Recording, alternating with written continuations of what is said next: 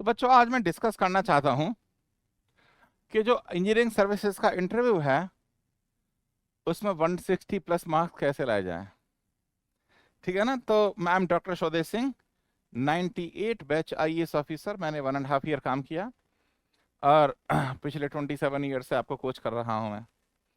Of course हम training कराते हैं पीडब्ल्यू से, इंजीनियरिंग सर्विसेज इंटरव्यू की ट्रेनिंग कराते हैं आपको। पर बच्चों देखो, अगर उस मॉक इंटरव्यू से पहले अगर आप प्रिपेयर्ड हो जाएं दैट विल बी ग्रेट। पर छोटी छोटी चीजों का ध्यान रखना है इसमें। पहली बात, ये ड्रेस कोड ऐसा नहीं है जैसे कुछ लोग बोलते हैं टाई वगैरह सूटेड बूटेड होना जरूरी है।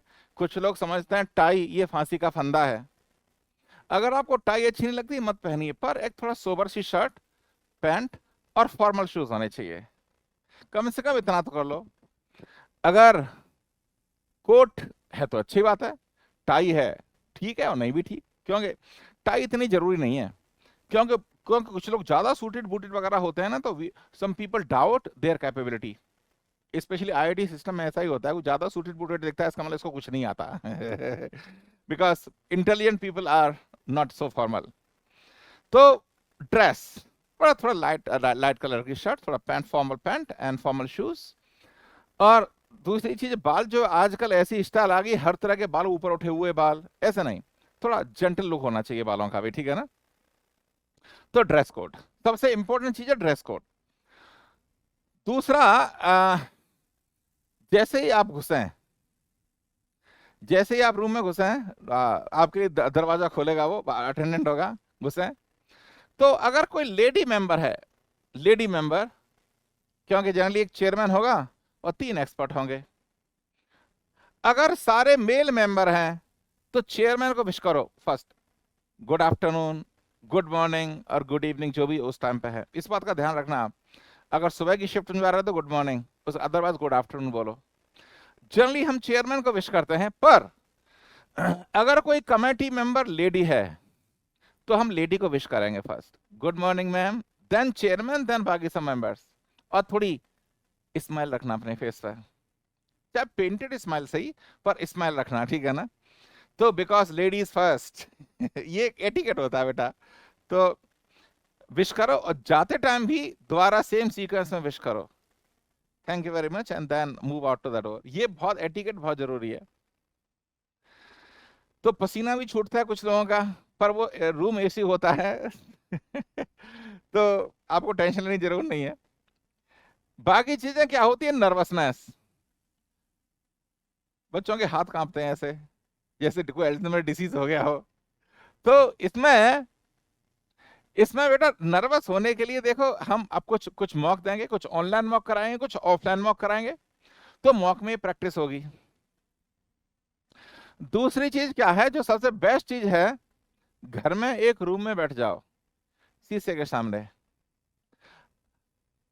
पीवाई की इंटरव्यू, पीवाई की हर जगह मिल जाएंगे आपको, गूगल बाबा जिंदाबाद। तो आपको जो भी सब्जेक्ट फेवरेट लगता है उसके पीवाई क्यू निकाल लो। क्योंकि देखिए आपने मेंस क्रैक कर रखा है, इसका मतलब आपको नॉलेज है। सब्जेक्ट थ्योरी पढ़ने से कोई फायदा नहीं है। जो पीवाई क्यूज हैं उस पर एक क्वेश्चन लो, उसका पहले आंसर सोचो, शीशे के सामने बैठ के उसे एक्सप्लेन करने की कोशिश करो, पहली स्टेज। दूसरी स्टेज क्या होगी, आप रिकॉर्ड कर लो कैमरे से। आजकल तो शॉट बनाते रहते हैं बहुत सारे लोग। तो आप भी शॉट बनाओ इंटरव्यू का, और उस शॉट को देखो आप कहाँ मिस्टेक कर रहे हो। ये बेटा बहुत इफेक्टिव है।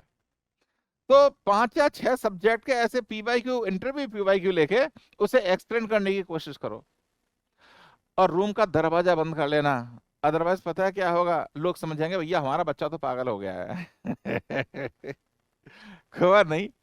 तो प्रैक्टिस, अभ्यास योग युक्तेना, यानी आपको जो प्रैक्टिस करेंगे आप मॉक इंटरव्यूज की, उससे आपकी नर्वसनेस चली जाएगी। पर अगर ऐसा होगा कि चेयरमैन ने पहला क्वेश्चन पूछा उसमें ही अटक गए आप, तो थोड़ा और परेशान हो गए, तो बेटा सामने पानी होता है, आप चेयरमैन से पूछ सकते हैं, sir can I take a sip of water.